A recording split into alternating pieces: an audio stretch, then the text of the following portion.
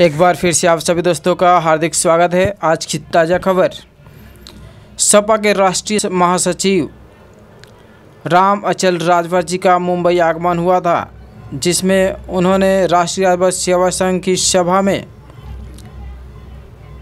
संबोधित करते हुए बीजेपी समेत अन्य नेताओं पर बरसे। आइए देखते हैं ये वीडियो। लेकिन समाज को गुमराह मत करिए, मेरे कहने का मतलब ये है समाज को, क्योंकि समाज नेताओं से ज्यादा जागरूक है। और आपने कहा अगर कोई दूसरे दल वाले वोट मांगने जाए, दूसरे दल वाले, तो जो घर में बिना लाइसेंसी हथियार, भैया महाराष्ट्र वाले सुन लो जागरूकता, घर में उदास, फावड़ा, गरासा, हसिया, उसी से पेट फाड़ देना और हमारे ऊपर FIR करा दें। बताइए, पेट हम फाड़ दें, खुदा खाता मर जाते, FIR 302 मुस्लिम वो बनी है कि दामत है। हमारा समाज बहुत ताली बजाया है।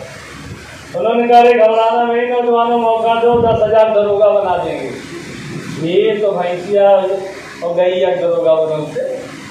जब हमारा बेटा पढ़े न 4 बजे उठ के रियाज में करी, तरुण में 10 किलोमीटर कसरत में करी, रिपेंटेंस में पास होगा फिजिकल और मेडिकल में, तब तो सिपाही और दरोगा नौकरी मिलेगी। इस तरह वो गुमराह हमारे समाज को करके हमारे समाज के लोग बड़े पैमाने पे ताली बजाते हैं। और मेरे दोस्तों,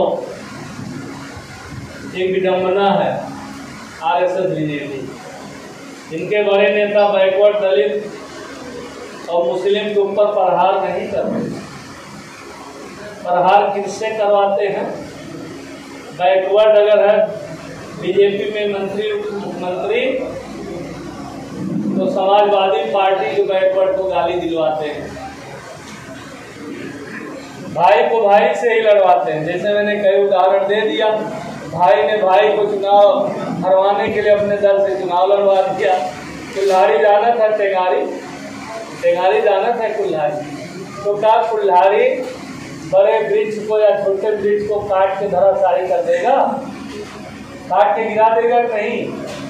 नहीं ना। जब तक वृक्ष का भाई बेंच बन के नहीं फिट होगा, तब तक बड़े या छोटे पेड़ या वृक्ष को काट के धराशायी नहीं करता। यही हाल है नेताओं का, यही हाल है।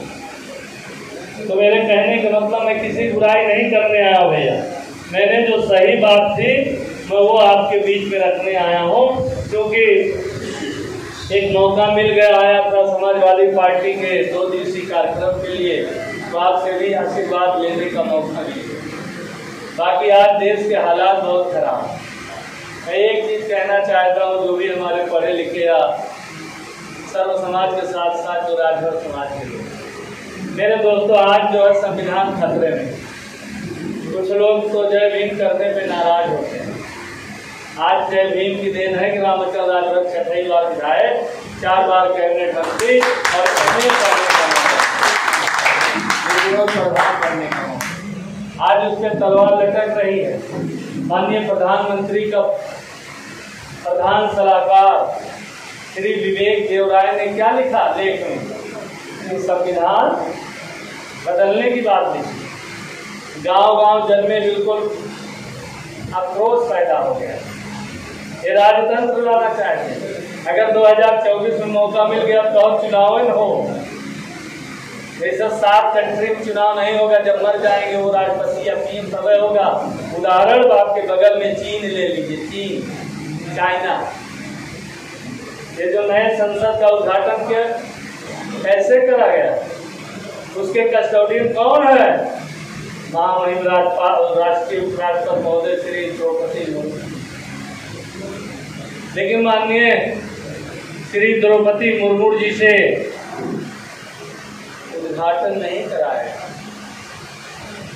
और अगर दोस्तों, हम तो अपनी लड़ाई लड़ रहे हैं अनुसूचित जनजाति, लेकिन जो आपको मिला है आरक्षण मानव कांशीराम साहब के बदौलत, माननीय श्री नेताजी श्री मुलायम सिंह यादव की लड़ाई लड़ी, और 1989 और 1990 में श्री VP सिंह माननीय प्रधानमंत्री जी, देश के प्रधानमंत्री, 100 में 52% हम बैकवर्ड हैं। जाट गुजर कुर्मे गणे कौन लोहार बड़े दिल्ली तुमली कल करोड़ भर के और 9 आउट 3,743 है। 100 में 52%। मानवर साहब ने नारा दिया था, मंडल कमीशन लागू करो वरना कुर्सी खाली। तो 100 में 52, 27% आरक्षण की घोषणा हुई। अब जिनको हम वोट देते थकते नहीं, जो इस देश में हिंदू मुसलमान करके धार्मिक उन्माद फैलाकर जातियों में ईर्ष्या, जहर, नफरत पैदा करके जो वोट के सौदागर हैं, केवल उनसे वोट का मतलब है हम उनको वोट देने में कितना लड़ाई लड़ लेते हैं, झगड़ा कर लेते हैं। यही बीजेपी आरएसएस वाले जब घोषणा हुई थी शायद भूल गए हो, यूथ हमारा भूल गया होगा, लेकिन अभी भाई रामबूत जी हैं, हमारे बाबू गामा सेठ जी हैं, बाबू अमरनाथ जी हैं, तमाम उस समय के लोग आरक्षण के विरोध में मंडल को कमंडल में लेके कौन फील्ड में निकला, किसने रच चलाई थी? यही सीरियल के अडवाणी। आपको थोड़ा अधिकार मिला तो उनको अच्छा नहीं लगा। और जब सपा और बसपा की हुकूमत में पिछड़े समाज के लोग, अक़लियत मुसलमान समाज के लोग, दलित समाज के लोग, गरीब अबरदाश्त का बेटा बेटी जब आगे बढ़ने लगा, हर क्षेत्र में आगे बढ़ने लगा, तो आरएसएस को अच्छा नहीं लगा, जनसंघ से भाजपा को अच्छा नहीं लगा। अब उनको मौका मिल गया है तो आप देख लीजिए क्या हो रहा है। 63,000 शिक्षक भर्ती मेरे समय में हुआ था, सुन लो, जब मैं बेसिक शिक्षा मंत्री था। उस समय 5,500 या 6,000, 69,000 में राजभर समाज के भी बेटा बेटी जो बीटीसी किए थे उनका मैंने आवेदन करवाया था। केवल नियुक्ति पत्र 63,000 में देना था, 27% बैकवर्ड और SC ST का कोटा, बाकी सामान्य। लोग कोर्ट में गए, स्टे हो गया। फिर माननीय प्रधान श्री नेताजी मुख्यमंत्री थे, तब भी बेचारा दिन रहा, जब स्टे खारिज हुआ। आज क्या हुआ जरा गौर करिएगा, यूपीए वाले ज्यादा हैं यहाँ। 63,000 शिक्षक भर्ती में जो हमारा कोटा है, बैकवर्ड दलित मिलाकर 23,500 यानी डकैती डाल दी हमारे आरक्षण, उसको सामान्य कर दिए, सामान्य कर बजाय उसको सामान्य कर दिए, उसको सामान्य वर्ग में कर दिए। यह है इस वर्तमान सरकार की नीतियां। आज आउटसोर्सिंग से नौकरी दे रहे हैं, मनरेगा में जो काम कर रहा है उसको सरकारी नौकरी में जोड़ ले रहे हैं, तो रोजगार।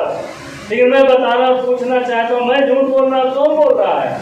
किसने कहा था यूथ भाई बहनों मौका दे दो, 2 करोड़ नौकरी देंगे, सरकारी नौकरी। 9 साल में 18 करोड़ नौकरी होता है। अरे सरकारी नौकरी छोड़ो, कोरोना काल में अस्थाई गैर अस्थाई, सरकारी गैर सरकारी लगभग 12 करोड़ नौकरी छीनने का काम भारत में हुआ। फैसला आपको। किसने कहा था घबराना न गरीबों, खाते में 15 लाख जाएगा तो पैसा मिला, अच्छे दिन आएंगे, किसानों की आय दुगनी होगी। आज क्या हो गया, हालात बस से बदतर। और ये मेरे दोस्तों, इनका झूठा जुमलेबाजी नारा है। क्या नारा है? झूठा जुमलेबाजी, नारी सशक्तिकरण और बेटी बचाओ बेटी पढ़ाओ। बेटी बचाओ बेटी पढ़ाओ, नारी सशक्तिकरण। क्या हो रहा मणिपुर? जल रहा है मणिपुर। जो माँ है, जो दुर्गा, जो सीता, जो लक्ष्मी है, जो सरस्वती है, के रूप उन बहनों को नंगा डुबाया गया। उनके साथ सामूहिक दरिंदगी हुई। जब परिवार वाले बचाने गए तो उनको भी हत्या कर दी। लोग आज शिविर में रह रहे हैं, हजारों हजार गांव जला दिए गए हैं। पूरी दुनिया में सैर करने के बाद करने के लिए मौका है माननीय मोदी जी को, लेकिन जो इसी देश का भाग है, हिस्सा है मणिपुर, जाने का मौका नहीं। क्या हुआ गुजरात में? बिल्किस। क्या हुआ? मैं उत्तर प्रदेश ले चल रहा हूँ, प्रयागराज के लोग हैं, इलाहाबाद वाले। अभी 11-12 दिन हुआ है, 16 साल की बेटी के साथ दरिंदगी हुई है। रामराज कहते हैं, रामराज देश में। और जब माँ बाप विरोध किए तो बेटी के साथ साथ माँ बाप को भी मौत के घाट उतार दिया। और एक विकलांग बेटा था हमारा, दिव्यांग, उसको भी मौत के घाट उतार दिया। क्या आप भूल गए? उन्नाव की घटना, भाजपा का विधायक, क्या भूल गए आप हाथरस की घटना? उस बेटी के साथ दरिंदगी करके उसकी हत्या कर दी। कौन लोग हैं जिनकी सरकार चल रही है? पूरे देश में हंगामा हंगामा खड़ा, पूरे देश में कोहराम मच गया। महंगाई, भ्रष्टाचार, रिश्वतखोरी केवल हमारे आपके बीच में जहर बोल देते, ईर्ष्या पैदा कर देते। दो उदाहरण देके फिर मैं आपसे रजा लेना चाहता हूँ। मेरे दोस्तों, हम उत्तर प्रदेश के लोग यहाँ बहुत लोग हैं। जब कांवड़िया भी दिखना था, कांवड़िया नाम सुने हैं, तो माननीय योगी आदित्यनाथ, माननीय मुख्यमंत्री जी हेलीकॉप्टर से फूल बरसाए थे। और जब उन कांवड़ियों का डीजे बड़ा ऊंचाई पे बांधे थे ट्रैक्टर ट्राली में, जब वो बिजली तार से टच हुआ तो कई कांवड़िए बेचारे मौत के घाट पर, उनका देहांत हो गया और तमाम कांवड़िया झुलस गए, घायल हो गए। लेकिन बड़ा नेता छोड़ो आरएसएस बीजेपी, छोटा नेता भी मृतक परिवार के आंसू पोंछने के लिए नहीं गए। मुआवजा देने की बात, सोशल मीडिया पे अयोध्या प्रकरण देखत नहीं है आप लोग, क्योंकि भाई हम विपक्ष के लोग हैं। कोई बात कह देंगे, मुकदमा हो जाएगा, विधायक चली जाएगी, 20 साल की सजा हो। और उनके लोग आग उगल रहे हैं, उनके लोग डबल इंजन के लोग आग उगल रहे हैं, लेकिन उनकी सरकार, उनका जो मुकदमा होगा न उनकी विधायकी जाएगी। आपने क्या देखा? मोहम्मद आजम खान बहुत गलत बात नहीं बोले थे, उनका बेटा अब्दुल्ला आजम। और मैं समझता हूँ, मैं तो 1976 से थोड़ा राजनीति में इंटरेस्ट लेता था, पढ़ रहा था, इंटरमीडिएट में था। तब से लेके आज तक कभी मानहानि के मुकदमे में सजा नहीं हुई है, केवल जुर्माना होता है।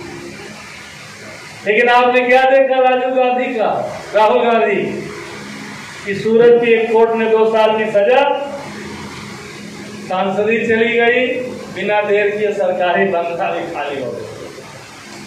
मेरे दोस्तों, बहुत बड़ी साजिश हो रही, समझिए, मनन करिए, अध्ययन करिए, यहाँ से लेके गांव तक ये जरूर इस बात को पहुँचाए। नहीं, मेरे दोस्तों, बहुत बुरी स्थिति पैदा हो गई है, क्योंकि ट्रेन भी है, बहुत सारी फ्लाइट भी है। बातें तो बहुत कहना चाह रहा हूँ, लेकिन दोस्तों फिर कभी मौका मिलेगा। मैं पिछली बार नहीं आया था, उसके लिए क्षमा प्रार्थी हूँ। बहुत अच्छी बात है कि समाज हमारा काफी आगे बढ़ रहा है आज के दिन, और हम शिक्षा को हम लोग ग्रहण कर ही रहे हैं। लेकिन जागो राजनाथ बाबू ने जो एसटी आरक्षण का मुद्दा उठाया है, बहुत पहले राष्ट्रीय राजपथ सेवा संघ ने ये मुद्दा राष्ट्रीय आरक्षण का उठाया था। अभी राष्ट्रीय आरक्षण को लेके काफ़ी आपने चर्चाएं की, अभी आपने जैसे बताए हैं, तो आगे हमें राजपथ समाज को लेके आरक्षण के लिए क्या करना है और इसके ऊपर क्या फोकस करना है? देखिए, अभी मैंने बताया कि 17 जिलों का सर्वे हो गया, वो रिपोर्ट बना के केंद्र सरकार को भेजें, महारजिस्ट्रार दिल्ली।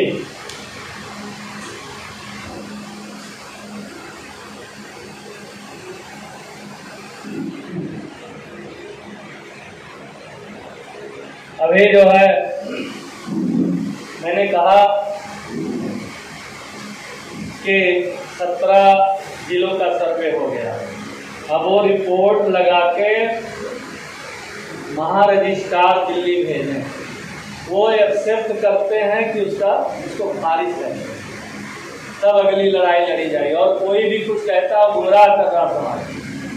बहुत सारे नेता पूरे समाज के ना, सभी लोग ने हम लोगों को मिठाई खिलाया, आरक्षण के बेटे हम लोग बहुत सारे खाए हैं। भाई देखिए, मैंने जितना मैंने अभी कुछ नहीं, पहले वो रिपोर्ट चली जाए तब उसके बाद कोई डिसीजन लीजिए। जब तक वो रिपोर्ट ना जाए तो हम आप कुछ भी करेंगे उसका कोई मायने नहीं निकलेगा। तो वो रिपोर्ट चली जाए, जो सरकार में है आप लोग पैरवी करिए, वो रिपोर्ट भिजवाएं। शोध संस्थान पैरवी करिए, शोध संस्थान लखनऊ में है, उत्तर प्रदेश में है, वो रिपोर्ट भेजें। फिर इसके बाद हमारे लोग जो है, हम माननीय श्री सकलदीप राजभर के माध्यम से वहाँ को इससे लगवाएंगे कि शोध संस्थान वालों ने रिपोर्ट दे दी है भर राजभर पर सूचित जनजात में रखने के लिए। तो सरकार क्या जवाब देती है?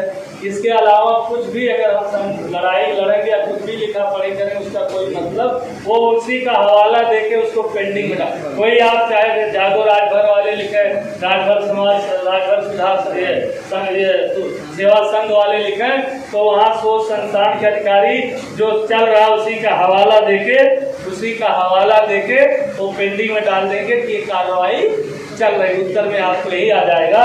तो मैं लंबी बातें ना करते हुए मैं इन्हीं थोड़े शब्दों के साथ